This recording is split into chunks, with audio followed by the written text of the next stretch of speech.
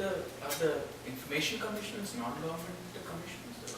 They are independent people. They are not non-government, but they have been set up. They are given the rank of the election commissioner, or let's say a high court judge. So they cannot be touched. Once they are appointed for 5 years, they have a tenure. Nobody can throw them out. So in that sense, there is a lot of independence given to them. At the end of the day, however, well, even my Supreme Court judges are not perfect, and that's, I guess, all over the world. It's not as if anywhere in the world you have absolutely perfect people who will give you perfect judgment. So the same thing will apply there. Let me give you a few examples of how this has been used. It will give you some kind of illustration of ration cards. Have most of you heard of the ration card stories? Okay, so ration cards, a lot of people have used. Passports, income tax refunds. There's a friend of mine, Tushar Darvi, he's in the United States in fact, so he'd come there for a year. He had some income tax refund of 100,000 rupees which was due to him for about 3 or 4 years. It was not coming to him. So some chartered accountant told him that look, you have to pay 50,000 rupees, some as his fee, some as bribe, then you'll get your 100,000 back. And he called me up and he said, Shailesh, can we do something? I said, sure, file an RT application. So he filed an RT application to the Public Information Officer of so-and-so income tax department, asking, I file my income tax return on such and such thing, Xerox copy of my return attached. I want the progress of my file, nothing else. You need to ask nothing else. So I just want the progress of my file, which officer held my file for what day and what action did he or she take on it. Now it's very difficult for a government officer to say for 3 years he did nothing, or even 6 months for that matter. To give it in writing is very difficult. Tushar Darvi got his money. Within about 2 weeks, he got the 100,000 check coming. However, what I would like to clarify is that the right to information is not a grievance redressal mechanism.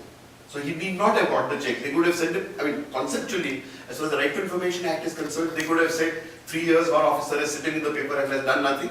The Right to Information Act needs should have been met. But quite often, because there's an embarrassment, there's a problem, people see that somebody complained and no matter, even the whole system is corrupt. When you have evidence saying for 3 years this man was sitting on it, it's very difficult for somebody to defend it. So they would get into some kind of problem. But on larger governance issues, things like this, income tax, passports, people not getting rations, does this lady in please? Has this ever been used as an excuse that we never received your RTI application which you sent by post, or it was lost? Typically, no. What we tell people is typically please send by registered post or speed post. All these things could happen. I'm not saying they can't happen. In fact, even though I send it by post from the day one, I have done hundreds of applications.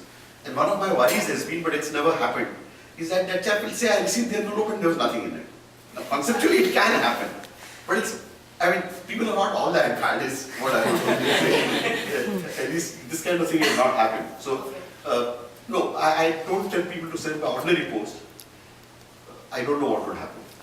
But by registered post or speed post, nobody then denies it.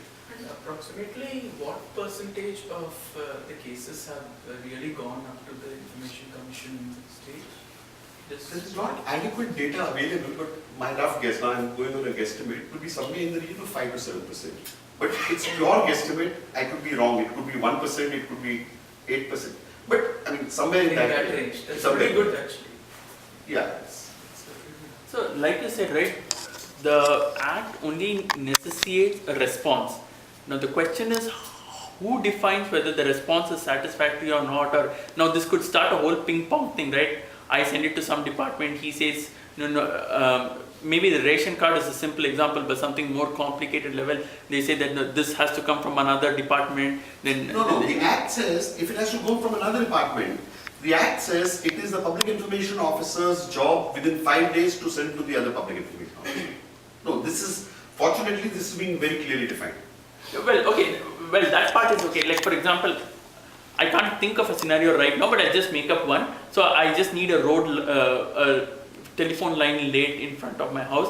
I send it to the telephone department. They said, oh, we are ready to do that, but the roadworks department has not given us permission to dig the whatever that particular area. So here is the response to your thing. But so again, I got a response, but not necessarily what I wanted. Right? I agree. I again keep telling people, it's not a grievance redressal. No, there is not one law. What we are looking for is that Ali Baba Chali, Ali Baba Chirag. So I say, yes, genie, what will I do for you? No, there is nothing like this that exists anywhere in the world. But the fact that your information starts making a lot of change, and I'll tell you some of the more powerful uses of this act, which you've seen in Bombay. Some of you might have read this here, but around India it was a big thing. In 2005, that time the Maharashtra Act was there, which is what we are using. 2005 April, a young girl who was a minor was raped at a place called Marine Drive in Bombay. And that had become a very major scandal of sorts by a policeman in a police chowki. So, citizens did a lot of demonstrations and so on. In fact, on April 26th, on Times of India on page 1, I saw a headline which said that on the earlier day at Marine Drive, some few thousand citizens had gathered and put up demonstrations, said the government must act, police must not let this police constable go, etc. On the same day, on page 6 of Times of India was a small news item. This small news item spoke of a police inspector, Prakash Avre. This guy was a police constable, please remember, police constable More, fellow word. This talked of police inspector Prakash Avre of Bombay Police. It said police inspector Prakash Avre of Bombay Police in September 2004 had raped a minor. All the evidence, medical records were clear as to what had occurred. He was suspended from service, case was filed against him. December 2004, the case came up in court. The victim turned hostile and the case was dismissed by the judge. By March 2005, that's within 6 months, Police Inspector Prakash Avre's suspension had been revoked and he was installed back in service. So in April, when we were talking about this police constable More, 1 month earlier, a police inspector had been reinstated in service guilty of the same crime. Now, things like this one keeps reading in papers and feels very angry about it, and that's what happened to me. The only thing I know is right to information. So I sat out to make a right to information application. I made it to the Public Information Officer, Police Commissioner of Bombay, in which the first sort of question that occurred to me was born out of anger. Stupid. Wouldn't have achieved anything, but that's the way I put it at that time. So I said I want a copy of the FIR, a copy of the charge sheet, a copy of the medical report. Then I thought about it. I said, supposing I do get all these, what objective would be achieved? I mean, these would be there, so what am I going to do with it? Then the next question occurred to me, which I put down. I said, I want a copy of the letter revoking Prakash Avre's suspension. If they had to give me that letter, we would have got a name of a senior police officer responsible for revoking the suspension, who then we could have held accountable in a certain manner. The Public Information Officer rejected it on absolutely flimsy grounds. I filed the first appeal. Net 2nd May 2005. Sorry, but what was the rejection? What ground was the rejection? Do you recollect? Completely, whimsical. It was just that it was too sensitive, So he rejected on very, very flimsy grounds. He had no real ground for rejection. I've forgotten the grounds on which it was completely frivolous. So I filed the first appeal. Net 2nd May 2005, I filed the RT application.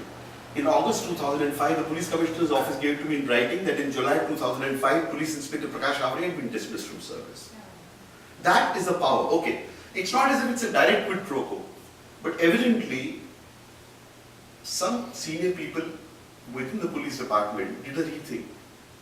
Because then they said, now how do we answer this? This fellow I would have gone up to the Information Commission and they would have had to give me the information. They knew they had no valid grounds to be able to not give it. So therefore, I'm guessing now, nobody came and told me.